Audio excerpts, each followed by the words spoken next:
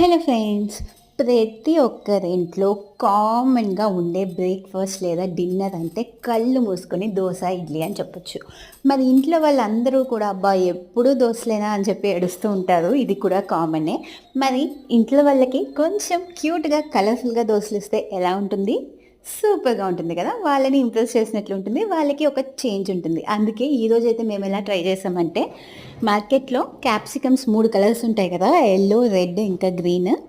ఆ మూడింటిని తీసుకొచ్చి బాగా తరిగి దోసల మీద, అంటే తమిళనాడులో ఊత్తప్పం అంటారు. అంటే దోసల మీద ఇలా వెజ్జెస్ అవి లోడ్ చేసుకుని పిజ్జా టైప్లో తింటే దాన్ని ఊత్తప్పం అంటారు. సో దోసల్ని ఊత్తప్పంలా రెడీ చేసుకోండి. మేమైతే అలానే చేస్తాము. ఇంకా ఇంట్లో ఆకుకూరలు అవి ఉంటాయి కదా, వాటిని పిండిలో కలుపుకుంటాం. ఇంకా పచ్చిమిర్చి సన్నగా తరిగి వేస్తే అంత సూపర్గా ఉంటుంది. ఇప్పుడైతే నేను క్యాప్సికమ్ 3 రంగులు, ఇంకా పుదీనా ఆకులు, కొత్తిమీర ఇవి తరిగి వేసుకున్నాను. చూడండి, చూడడానికి ఎంత కలర్ఫుల్గా ఉందో కదా. ఇంకా కాస్త ఆయిల్ వేసి మూతేసి కాల్చి తీసుకున్నారంటే వెజ్జెస్తో పాటు వెజ్జెస్ లోపలికి వెళ్తాయి, ఇంకా దోశలు కూడా కలర్ఫుల్గా టేస్టీగా ఉంటాయి. అసలు వీటికి సైడ్ డిషే లేకుండా నేనైతే తినేస్తానండి. సైడ్ డిష్ కావాలంటే మీరు చట్నీయో సాంబారో అటువంటివి పెట్టుకోవచ్చు. మరి ఇటువంటి దోశలు మీరు ఎప్పుడైనా ట్రై చేశారా? ట్రై చేసుంటే తప్పకుండా మీ ఇంట్లో వాళ్ళు ఎలా ఎంజాయ్ చేస్తారో కమెంట్ సెక్షన్లో తెలియచేయండి.